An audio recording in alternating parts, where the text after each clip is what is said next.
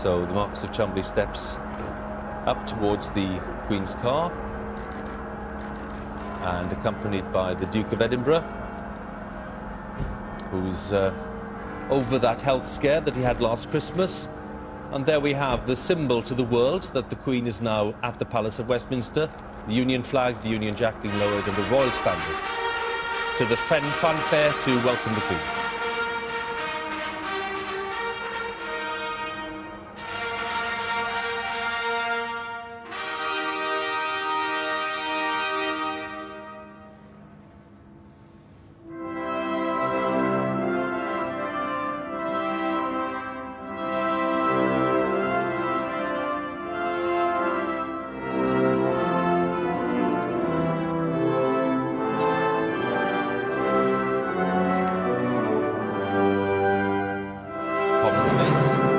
Covered as arranged, and the Lords Mace likewise, as the Queen and the Duke of Edinburgh are led to the pair of thrones under the great south window in Westminster Hall.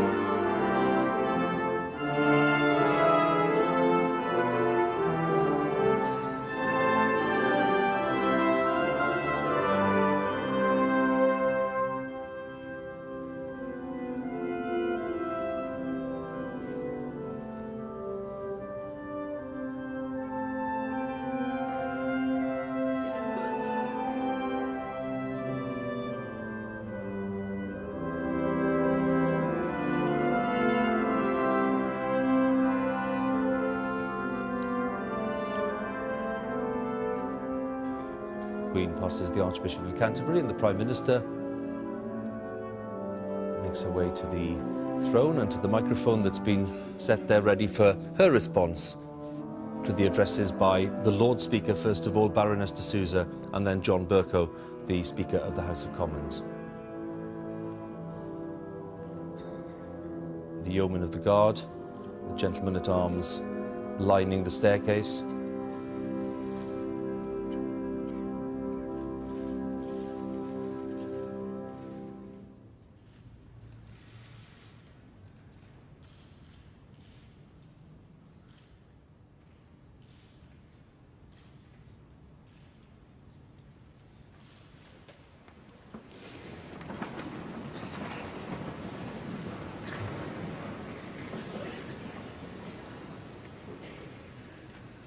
So the hall is ready for Baroness de Sousa, the Lord Speaker. Most gracious Sovereign, we, the Lords Spiritual and Temporal, are assembled here today to celebrate 60 years of your reign. We record with warmth and affection our appreciation of your dedicated service to your people and your unequalled sense of public duty over the years. Service and duty to which you have only recently and so movingly rededicated yourself. We celebrate, too, your stewardship of your high office. You have personified continuity and stability while ensuring that your role has evolved imperceptibly, with the result that the monarchy is as integral a part of our national life today as it was 60 years ago. We rejoice in this Jubilee, and we give thanks for all that it represents. At the same time, we record our gratitude for the support which you've received throughout your reign from His Royal Highness Prince Philip, for in this year of Jubilee, we celebrate his service too. This is one of the first of many celebrations to be held up and down the land. In the coming months, you and the Duke will travel widely throughout the kingdom. But today, you've come to Parliament, the constitutional heart of the nation, and granted us the privilege of being the first of your people formally to honour your Jubilee. And where better to begin the celebrations than here in the splendour of Westminster Hall, a hall of kings and queens for almost a millennium. While this hall has seen many historic events, few are permanently commemorated. So we look forward with great anticipation to the unveiling of the stained glass window, which members of both houses have commissioned in honour of this day. When placed in the window above the great doors, your coat of arms and royal cipher will bathe the hall in colour and be seen daily by members and staff as they walk through to their offices, as well as by the many thousands of visitors we receive here weekly from both home and abroad. For we must remember that your Jubilee will be celebrated with joy in your other realms and territories and throughout the rest of the Commonwealth. The Commonwealth, as we know it today, is of course one of the great achievements of your reign, and under your leadership continues to flourish with a membership of 54 countries. It is still growing. It is a tremendous force for good in the world, and we are aware of its special personal significance to you. Many of us present here today take an active part in the work of the United Kingdom branch of the Commonwealth Parliamentary Association. We work to share our experiences, to learn from one another, and to promote democracy. But our efforts are as nothing compared with those of Your Majesty in the service of your beloved Commonwealth. Over the years, you have visited all but 2 Commonwealth countries, some many times, and attended all heads of government meetings since 1997. We look on with admiration and with pride at the triumphs of some of your recent tours. And it is significant that members of the royal family are representing you this year at the Jubilee celebrations being held in all those lands in which you are head of state. Your Majesty, the Lords spiritual and temporal in Parliament assembled, give thanks for this your Diamond Jubilee. We look forward to the years to come, and we pray that you and your realms may enjoy the peace, plenty, and prosperity that have so distinguished your reign.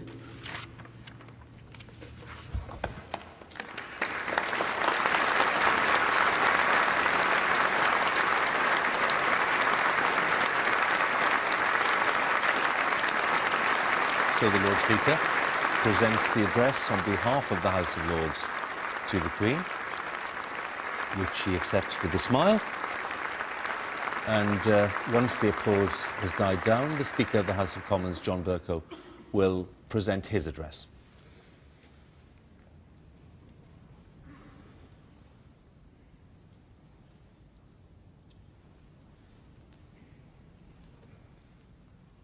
Most gracious Sovereign, we, your faithful Commons, are honoured to be here to commemorate and celebrate the 60 years of your reign. We too are pleased to have contributed to the Jubilee window to be revealed shortly and which will mark this occasion permanently. Time is better preserved in this historic place than in fallible human memory. Time also tells its own story.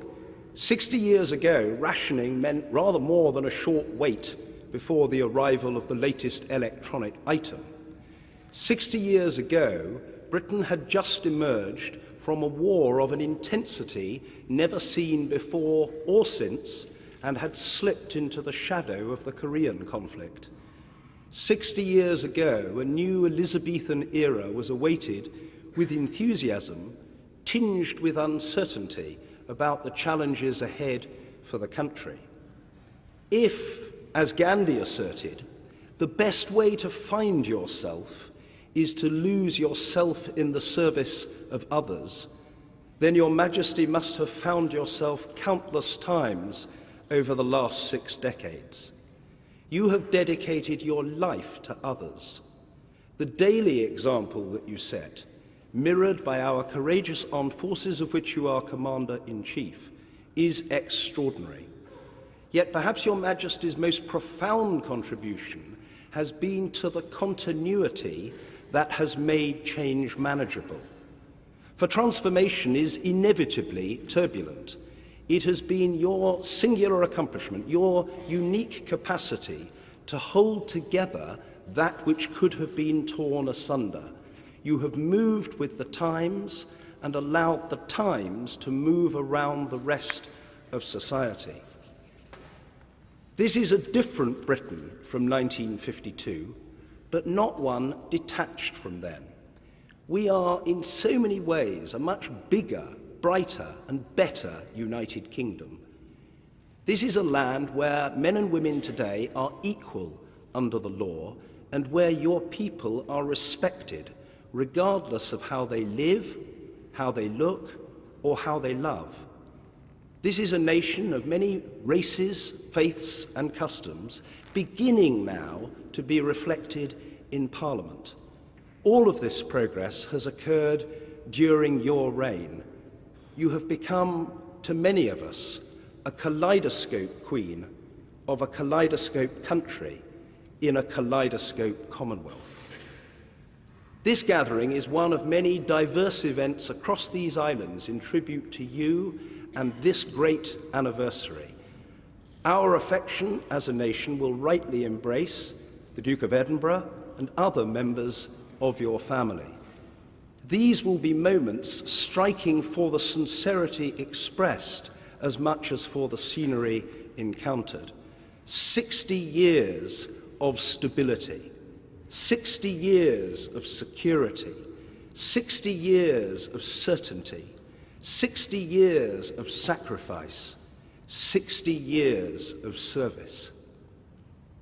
Gandhi also observed that, in a gentle way, you can shake the world.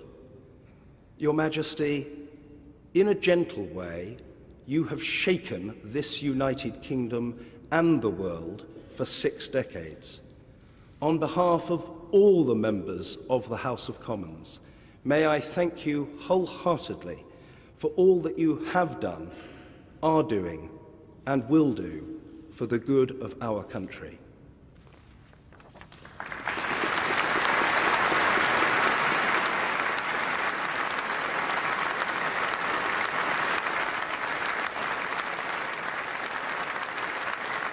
So it is the Speaker's turn to approach the throne and to present the address to Her Majesty on behalf of the House of Commons.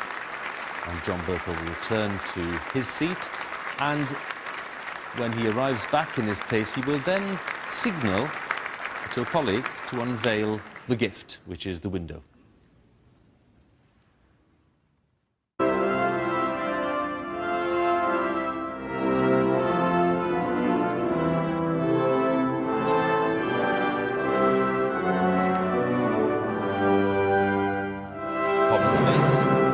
Covered as arranged, and the Lord's Mace likewise, as the Queen and the Duke of Edinburgh are led to the pair of thrones under the great south window.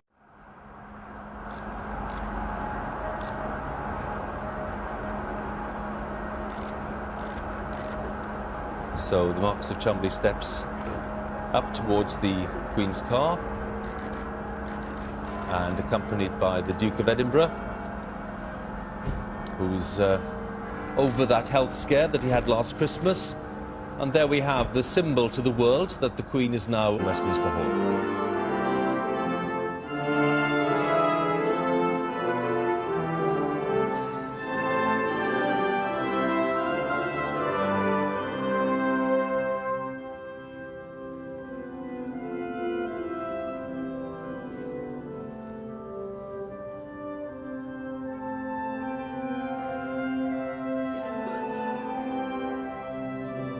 At the Palace of Westminster, the Union flag, the Union Jack being lowered, and the Royal Standard to the fanfare to welcome the Queen.